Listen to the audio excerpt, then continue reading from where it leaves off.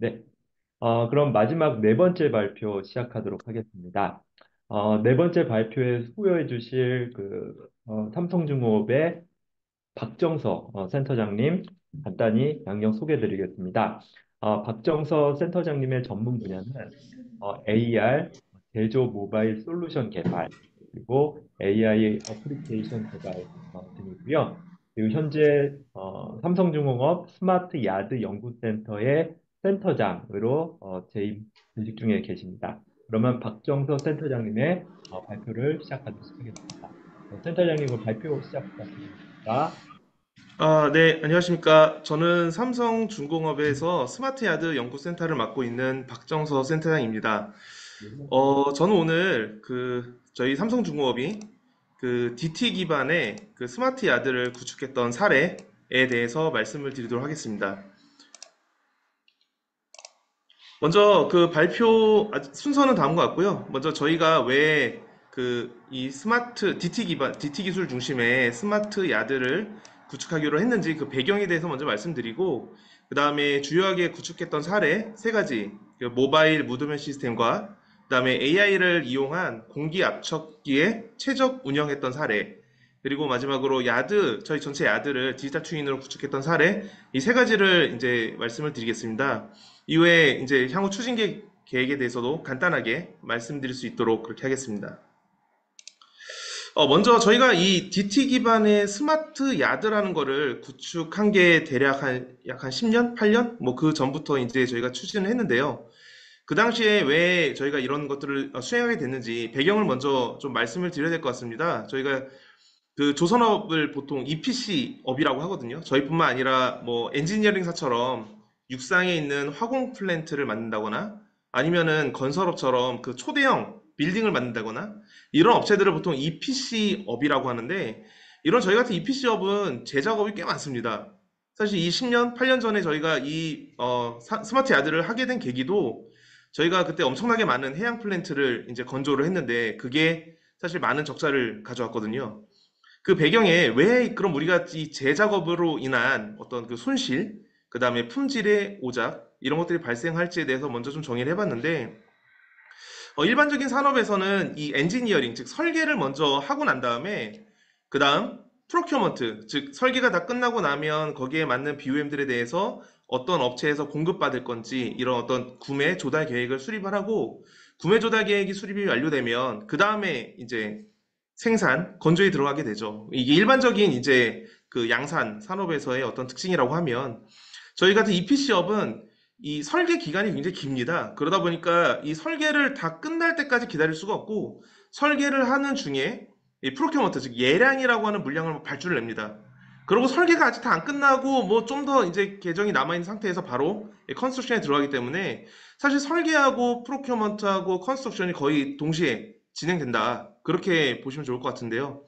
뭐 이유야 여러 가지가 있겠지만, 사실 예를 들어 해양 플랜트 한 척이 보통 한 2조에서 3조 정도 하다 보니까 발주처가 이제 큰 돈을 여기에 이제 태우잖아요. 그래서 이 가급적 이 기간을 단축시키기를 원하는 게 아마 큰 이유가 아닐까 싶습니다. 그래서 이런 어떤 기간을 단축하기 위해서 저희가 이런 행위들을 하는데, 그러다 보니 다 자연스럽게 이제 제작업이 많을 수밖에 없는 그런 환경이고, 이 좌측 하단에 이렇게 복잡하게 이렇게 화살표로 그려져 있는 게, 왼쪽에 있는 게 엔지니어링, 그다음 중간이 프로큐어먼트, 이 오른쪽에 있는 게 컨스트럭션인데요. 그 사이에 이런 데이터의 어떤 정보 교환이 어마어마하게 많다는 거를 이렇게 저희가 이제 정리를 해보니까 이렇게 알 수가 있었습니다. 사실 이런 이슈로 해서 EPC 업에서는 제작업이 기본적으로 좀 많이 발생될 수밖에 없는데, 이런 것들을 어떻게 해결할까라고 하는 측면에서 저희가 이제 DT 기말의 스마트 야드를 구축하기로 그런 어떤 의사결정을 좀 내렸고요. 또 한 가지 배경을 또 말씀드리면, 저희는 이제 프로덕트 미스가 굉장히 좀 많고 변화가 큽니다. 전자 자동차로 써놨지만 양산 산업 같은 경우에는 대량으로 생산해야 하기 때문에 거기에 들어가는 자재들 혹은 무슨 부품, 이런 것들을 표준화해서 보통 많이 쓰잖아요. 그에 비해 저희 EPC는 이제 발주처에서 나오는 어떤 요구를 저희가 이제 받아들여야 되기 때문에 주로 이제 주문 생산 방식이고, 똑같은 컴프레셔나 혹은 똑같은 뭐 발전기라고 하더라도 저희가 주로 쓰는 제품이 있는 반면에, 뭐 발주처에서 나 그 제품 싫어, 나는 다른 제품 쓰고 싶어. 라고 하면 사실 그 요구도 저희가 받아들여야 되거든요. 이렇게 이제 표준화가 좀 어렵다는 그런 문제가 있습니다. 또 다른 하나는 주로 저희가 작업하는 것은 야드라고 해서 실외에서 대부분 작업을 하거든요.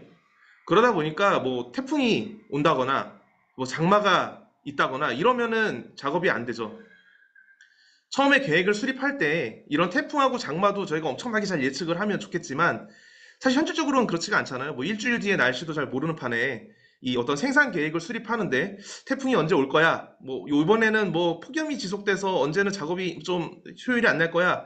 이런 예측을 하기가 어렵다는 거죠. 이런 것들로 인해서 차질도 당연히 많이 발생이 됩니다.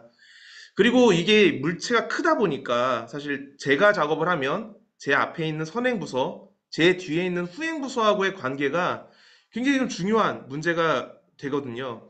그러다 보니까 이 데이터를 기반으로 해서 제 선행, 후행, 여러 이런 선행 부서들이 동일한 정보를 보고 내 공정에 맞는 최적의 의사가 아니라 전체에 대한 최적의 의사결정을 내리는 작업이 필요하다.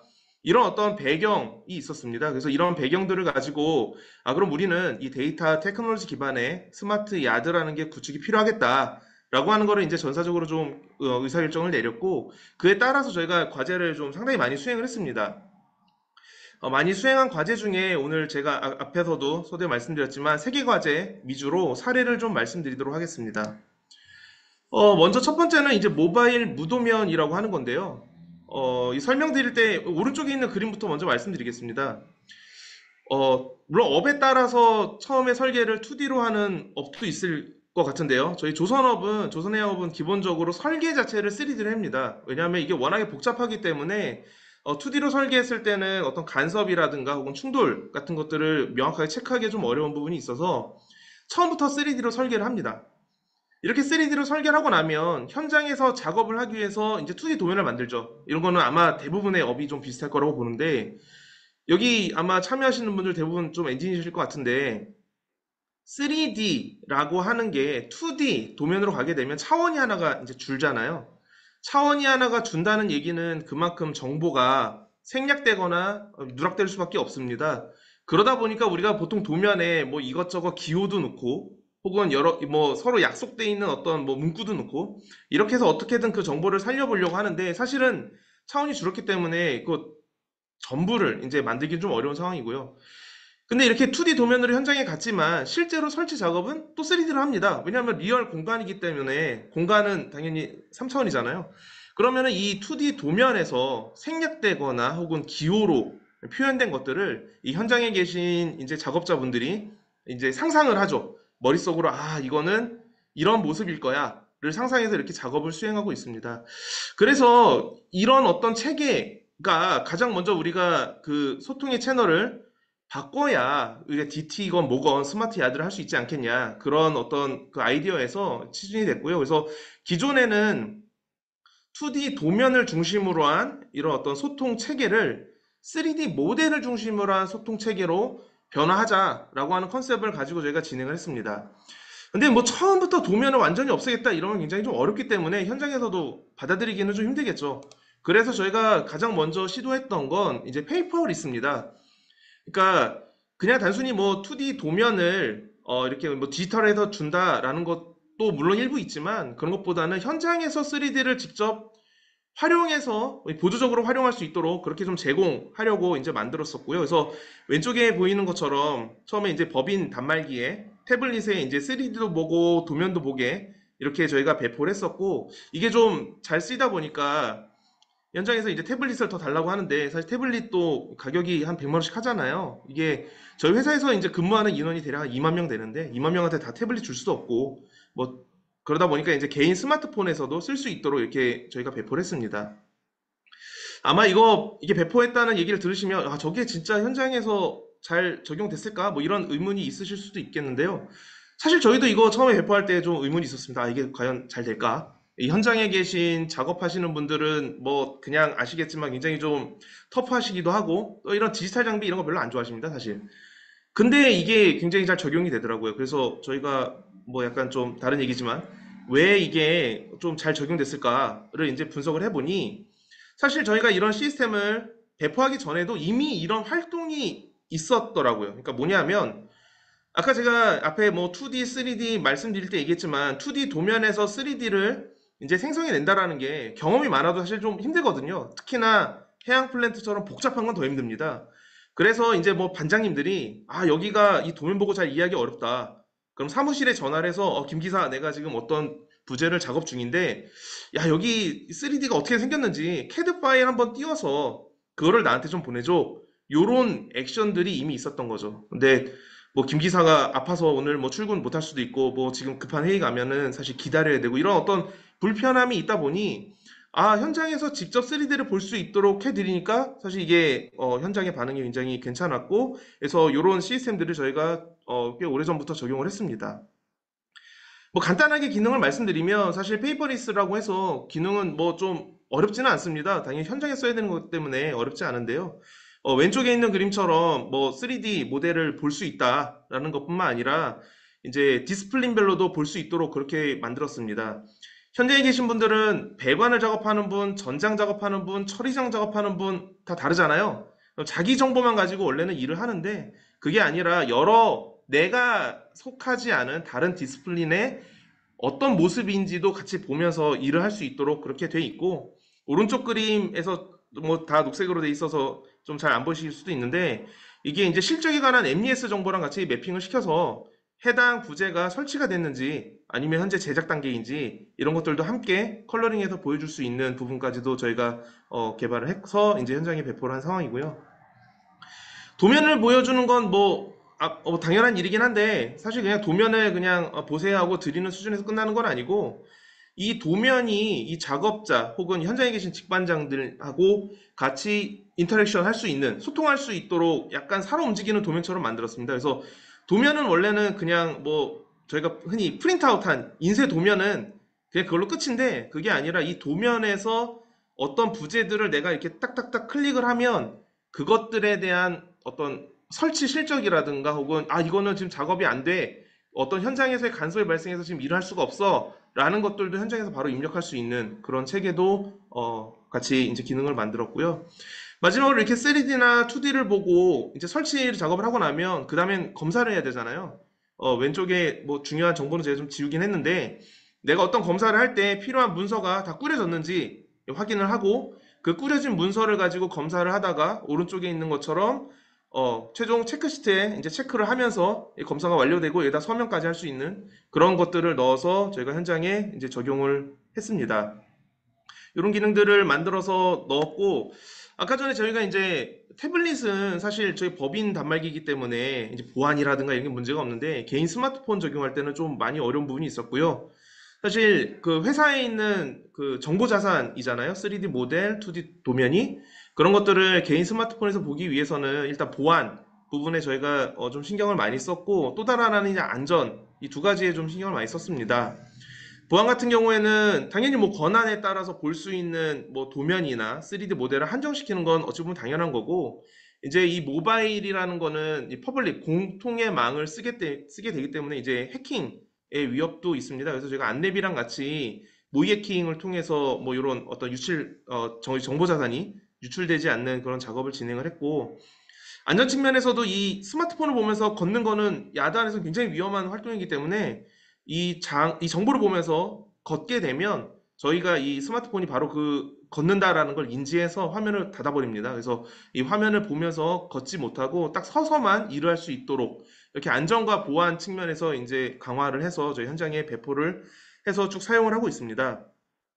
제가 이렇게 페이퍼리스에 대해서 말씀드렸는데 사실 궁극적으로는 저희가 가는 방향은 드로잉 리스입니다. 그래서 아예 그냥 2D 도면 안 만드는 거죠. 도면 없이 그냥 3D로 설계를 하고 3D에서 디멘저닝을 체크해서 현장에서 작업할 수 있도록 그렇게 만드는 건데 드로잉 레스 부분도 저희가 이미 진행을 하고 있고 그 제작도죠. 그 사외에 이제 서포트라든가 뭐 배관을 만드는 이런 제작도에 대한 드로잉 리스뿐만 아니라 사 내에서 들어온 이런 어떤 그 의장품 설치제들을 현장에서 바로 그 드로잉 그러니까 도면 없이 작업할 수 있는 부분까지도 저희가 이제 확대해서 지금 진행을 하고 있는 중에 있다. 이렇게 말씀드릴 수 있겠습니다. 이렇게 저희가 이런 어떤 무도면 시스템을 통해서 과거에 이제 인쇄돼서 현장에 나간 도면으로 끝나는 게 아니라 현장과 설계, 그리고 선행과 후행이 서로 소통할 수 있는 채널을 지금 만들어 나가고 있고, 그런 중심에는 이런 3D 기반의 어떤 소통 채널이 기본으로 있다. 이렇게 좀 보시면 좋을 것 같습니다. 두 번째 사례 말씀드리겠습니다. 두 번째 사례는 AI 기반의 공기압축기 최적 운영에 관한 부분입니다. 아마 여러 회사에서도 뭐 ESG에 대한 이슈도 있고 또 전기값에 대한 이슈도 있어서 아마 이런 어떤 전력 사용량을 줄이는데 굉장히 큰 애로사항이 있으실 거고 그게 이제 목표로 하실 것 같아서 일단 이 사례를 좀 준비를 했는데요.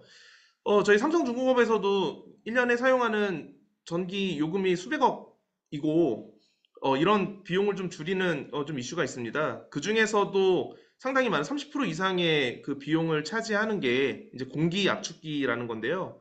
그러니까 야드 전역에 압축 공기를 제공하는 겁니다. 이 압축 공기는 이제 여러 목적으로 쓰이는데 우측 하단에 있는 그림처럼 그라인딩을 한다거나 블라스팅을 한다거나 이렇게 어떤 압을 통해서 뭔가 동작이 일어나게 하는 용도로도 쓰이지만 한여름에 엄청 더울 때는 이 현장에 계신 분들이 에어 자켓 같은 거 있습니다. 거기에 이제 압축 공기를 딱 끼면 공기가 확 돌면서 이제 시원해지거든요. 그런 용도로도 사용을 하고 있습니다. 그래서 공기 압축, 압축 공기는 저희 야드에서 굉장히 중요한 설비고 혹은 중요한 유틸리티인데 대부분의 조선소에서는 이 압축 공기를 운영하는 게 100% 사람에 의해서 운영을 하고 있습니다. 이런 부분을 저희가 좀 개선을 하고 싶었던 건데요. 저희 야드에 이런 그 압축 공기를 만들 수 있는 컴프레셔가 대략 한 50여 개가 이제 야드 안에 이제 분포가 돼 있고 이거를 어떻게 해서 최적 운영을 할 거냐 이게 가장 중요한 이슈입니다. 특히 이제 현장에서 필요로 하는 압력 바가 있거든요. 저희가 6.5바라고 하는데 6.5바 압력에서 조금이라도 떨어지면 작업 성능에 바로 영향을 주기 때문에 그 바를 계속 똑같이 유지를 해야 됩니다. 그래서 뭐 어떤 분들은 그냥 쉽게 그럼 좀 떨어지면 키면 되고 뭐 올라가면 끄면 되는 거 아니냐 이렇게 보실 수도 있는데 그 이런 컴프레셔에는 크게 두 가지 타입이 있거든요. 방금 얘기한 이렇게 탁탁 껐다 켰다 바로바로 할 수 있는 게 스크류 타입이라고 하는데 용량도 작고 사실 효율이 엄청 떨어집니다. 터보 타입은 용량도 크고 효율도 좋은데 키면 얘가 웅 돌면서 제대로 돌 때까지 시간이 좀 소요가 돼요. 그러다 보니까 얘가 많이 쓰일 것 같다라는 거 혹은 조만간 안 쓰일 것 같다는 걸 미리 예측을 해서 이걸 이제 껐다 껐다가 켜줬다가 이런 어떤 작업들이 이제 필요한 상황인 거죠. 저희가 이런 문제를 해결하기 위해서 뭐 다양한 시도를 해봤는데요. 먼저 첫 번째는 유체 해석을 통해서 한번 해보자. 이런 게 전통적인 방법이잖아요. 그러니까 저희가 이제 엔지니어로서 공학적으로 한번 풀어보자라고 했었는데 전체 그 이 압축 공기가 사용하는 지역이 한 3천 개소 정도 되고 또 컴프레셔도 한 50개가 넘습니다. 그러니까 이 각 이제 말단에서의 어떤 압력을 맞추기 위해서 50대의 조합을 이제 맞춰야 되는 건데 이 케이스가 이제 너무 많은 거죠. 그러니까 이제 이거는 이제 이런 어떤 그 공학적인 문제로는 풀기가 어렵고 그러면 우리가 인공지능에 의존해서 한번 제어를 해보자라고 해서 저희가 과거에 나왔던 모델부터 가장 최신의 모델까지 저희가 다양하게 한번 접근해봤습니다. 인공지능만으로 얘를 운영을 해보자라고 해서 해봤는데 저희가 한 운전 정확도 95%까지도 달성을 했어요. 그래서 저희 이제 연구소에서는 이 정도면 괜찮지 않을까라고 해서 현장에 적용했는데 안 되더라고요. 그러니까 현장에서는 사실 1% 이하의 오 작동도 이제 영향을 많이 주는 요소였습니다. 그러니까 아까 제가 6.5바를 맞춰야 된다고 했는데 이 1%, 즉 뭐 한 대가 켜져야 되는데 꺼진다거나 이런 이슈들이 현장에는 바로 압이 떨어지면서 이제 품질 문제가 발생되는 그런 현상이 발생됐던 거죠. 그래서 진짜 최적의 어떤 그 데이터가 필요하더라. 최적의 어떤 AI가 필요하더라. 근데 저희가 한 1년치 정도의 데이터를 이제 쭉 쌓고 데이터를 확보는 할 수 있었지만 여전히 이런 어떤 그 전체를 최적화해서 운영하는 데는 좀 부족한 부분이 있었고 그래서 저희가 좀 썼던 거는 요즘 이제 제일 많이 느끼는 건데 즉 인공지능 알고리즘만 가지고 문제를 푸는 건 상당히 어렵다라는 걸 요즘 계속 좀 깨닫고 있습니다. 도메인 지식, 그 도메인에서의 전문가들이 어떤 비헤이비어를 하고 있는지와 현장에서 우리가 확보할 수 있는 데이터를 같이 조인하는 방식으로 할 경우에 성능이 상당히 좀 좋게 나오는 것들을 저희가 여러 차례 확인을 했고요. 본 과제에서도 저희가 이제 오전이라든가 오후라든가 점심이라든가 뭐 오후 휴식이라든가 이런 어떤 패턴들이 있습니다. 그런 패턴들, 사람들의 이제 비헤이비어를 패턴과 그다음에 그 데이터들을 학습해서 그걸 모델로 만들고 그렇게 해서 적용을 했습니다. 전체 저희가 적용을 해본 결과로는 한 5% 정도 그 전기 요금이 절감되는 걸 확인했고요. 더 줄이고 싶긴 한데 어차피 써야 되는 압축분기는 뭐 명확하게 있는 거고 결국 거기에서 발생되는 로스를 줄이는 게 가장 저희가 시급하게 해야 될 문제였기 때문에 5% 정도 효율이 향상됐고 조금 더 데이터를 학습시키고 조금 더 저희가 알고리즘을 보완하면 아마 10% 정도까지도 효율 향상이 가능할 것으로 기대를 하고 있는 그런 그 내용입니다. 그래서 요거는 이제 두 번째로 좀 말씀을 드렸습니다. 마지막 세 번째로 좀 얘기 드리고 싶은 거는 야드에 대한 디지털 트윈 구축 사례입니다. 뭐 앞에서 사실 포스코에서 또 굉장히 좀 높은 수준의 어떤 그 디지털 트윈과 관련된 얘기를 많이 해주셨는데요. 저희 삼성중공업도 너무 큰 야드를 갖고 있기 때문에 야드, 즉 이제 왼쪽에 보시는 게 저희 거제 조선소의 전경이거든요. 이 야드에서 곳곳에서 어떤 일이 일어나고 있는지를 알기는 상당히 좀 어렵습니다. 그래서 오른쪽에 있는 것처럼 GIS, 즉 지리정보 시스템 기반의 그 저희 디지털 트윈 야드를 구축하기 위한 노력을 좀 진행을 했었고 오른쪽처럼 이제 만들었는데요. 사실 디지털 트윈이 뭐 제가 알기로는 보통 5가지 단계가 있다고 알고 있는데 아마 다들 아시겠지만 첫 번째 단계는 여기 있는 것처럼 실제 야드를 그대로 똑같이 만드는 이 미러링 하는 부분입니다. 그래서 미러링까지는 당연히 진행을 했고 그 다음 2단계 레벨이 보통 모니터링이라고 하는데 이렇게 모니터링에 관한 부분도 저희가 좀 진행을 했습니다. 그래서 특정 공정의 각 블럭이 현재 어느 정도의 진도를 가지고 이게 이제 그 생산이 되고 있는지를 이제 보여주고 있는 거고요. 여기서 중요한 거는 누가 이렇게 진도율을 우리가 이번에 이 블럭은 뭐 68% 했습니다. 어떤 거는 72% 했습니다. 이렇게 데이터를 넣는 게 아니고 데이터는 넣지 않고 과거에 이 블럭을 작업했던 실적들과 그 주변에 있는 데이터들을 싹 분석을 하면 현재 이 블럭에서 나와 있는 데이터들을 가지고 어느 정도 공정이 진행됐다라는 걸 좀 예측을 할 수가 있거든요. 그래서 그런 기법을 써서 현장에서의 어떤 블럭들의 공정 상태 를 이제 모니터링 할 수 있는 그런 어떤 그 모니터링까지 넣었고 사실 세 번째 레벨이 이제 모니터링에서 더 나아가서 이제 시뮬레이션이라고 합니다. 그 다음에 네 번째가 이제 페더레이션이고 다섯 번째가 오토노머스인데 앞에서 이제 포스코에서는 이제 오토노머스까지도 좀 검토하시는 것 같은데 사실 저희처럼 이렇게 큰 야드에 대해서 페더레이션이나 오토노머스는 사실 뭐 안전 문제 때문에 좀 저희는 좀 어렵다고 보고 있고요. 일단 시뮬레이션까지 활발하게 적용하는 거를 저희는 목표로 진행을 하고 있습니다. 그래서 그 시뮬레이션 부분도 좀 일부 적용이 지금 진행되고 있는 와정에 있고요. 저희가 이제 뭐 암벽이라고 하면 이 조선 아니신 분들은 잘 모를 수도 있는데 뭐 이걸 다 설명드리기는 어렵고 그 배가 이제 딱 진수되고 나면 그 병 옆에 붙어서 막 또 후행 작업을 하거든요. 마지막 딜리버리 전까지. 그러면 이 암벽에서의 어떤 공정, 암벽이라는 설비를 얼마나 잘 활용할 거냐라는 게 굉장히 중요한 이슈입니다. 아마 모든 조선소가 지금은 굉장히 중요한 이슈고 특히 이제 친환경 선박은 암벽 기간이 길기 때문에 이런 부분에서의 최적화된 스케줄을 짜는 게 중요한데 최적화된 스케줄을 짬과 동시에 가장 중요한 건 이 스케줄이 밸리데이트하냐라는 거거든요. 그래서 그 스케줄에 맞춰서 실제로 걔가 배치되는지를 이 디지털 수인상에서 검증을 합니다. 이렇게 야드에 이 암벽에 그런 배들을 붙여보고 기존에 있는 배와 겹치진 않는지 그 위치에 배치는 정말 가능한 건지를 이제 검증을 해서 이 시뮬레이션 결과가 맞는가라는 부분에 대해서 저희가 디지털 트윈도 현재 활용하고 있다. 이렇게 좀 말씀드릴 수 있겠습니다. 마지막으로 저희가 이제 향후 추진 계획에 대해서 좀 말씀드리고 싶은데요. 앞에서 저희가 말씀드릴 때 이제 DT 기반의 스마트 야드를 구축하고 있다. 그거의 가장 핵심적인 거는 이 2D가 아니라 3D를 중심으로 한 소통 환경을 만들려고 하고 당연히 2D가 아니라 3D가 되면 이제 모바일 환경에서의 소통이 필요하다는 걸 이제 의미하는데요. 그런 2D, 3D 기반의 소통 체계를 갖추고 거기서 나오는 데이터들을 다 같이 쉐어하고 볼 수 있도록 한다라고 하는 측면에서 오늘 디지털 트윈을 말씀드렸는데 이런 체계에서 앞으로 더 중요하다라고 저희가 보이는 건 바로 뭐 다들 알고 계시겠지만 이제 AI라고 보고 있습니다.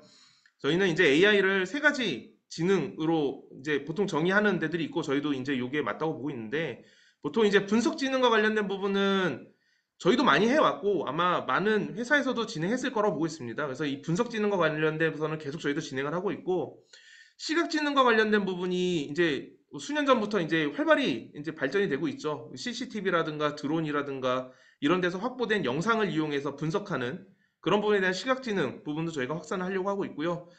가장 안 되고 있는 게 사실 언어지능 부분이었는데 이 부분도 최근에 이제 챗 GPT를 비롯한 이제 LLM 서비스들이 많이 발전됨에 따라서 저희도 이 언어지능 부분에 대해서도 확산을 시키려고 하고 있습니다. 그래서 이 DT 확산을 위해서 요 세 가지 지능에 관한 어떤 연구 과제들, 그 다음에 현장 적용 사례들을 계속 만들어내고 있고 이런 부분에서 계속 좀 꾸준히 나아가려고 그렇게 하고 있습니다. 네, 이상으로 제 발표는 마치겠습니다. 예, 감사합니다. 네, 발표에 수고해주신 박정서 센터장님 감사드리고요. 어, 뭐, 발표를 잘 해주셔서, 예, 발표 내용에 대한 질문은 특별히 없으셨던 것 같습니다.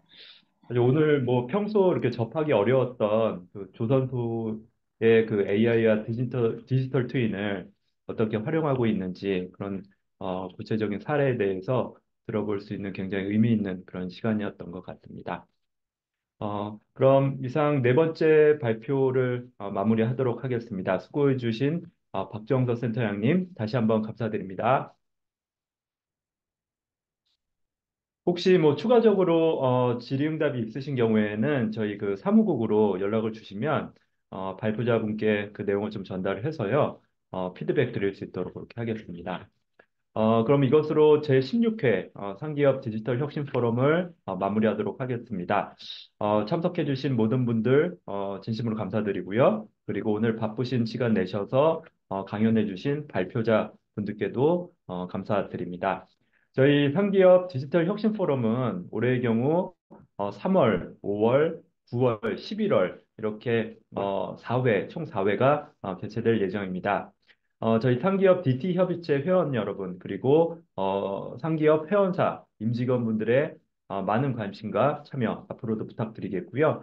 저희 5월에 또 디지털 혁신 포럼 개최될 예정입니다. 좋은 주제 선정해서 다음 17회 디지털 혁신 포럼에서 다시 인사드리도록 하겠습니다. 오늘 참여해 주셔서 감사드립니다.